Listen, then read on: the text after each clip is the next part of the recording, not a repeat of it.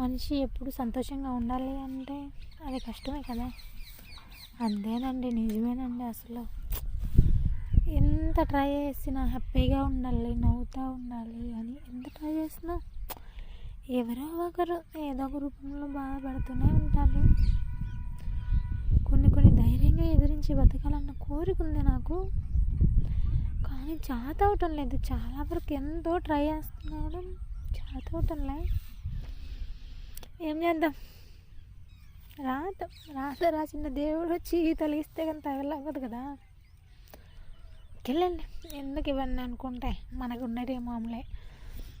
కానీ కొంచెం పొలం దగ్గరికి వచ్చానండి. మొన్న చల్లిన పొలం అయితే కాదు, ఇది ఇక్కడ అమ్మ వాళ్ళ పొలం అండి. అమ్మ వాళ్ళ పొలానికి అయితే వేరే వాళ్ళ పొలంలో అయితే 10 సేర్లు దాకా పోసా.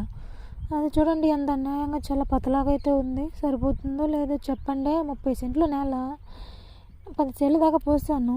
చాలా అంటే చాలా పతలా పట్టిందండి. ఏం సరిపోతుందో ఏమో ఇంతకీ చూడాలి.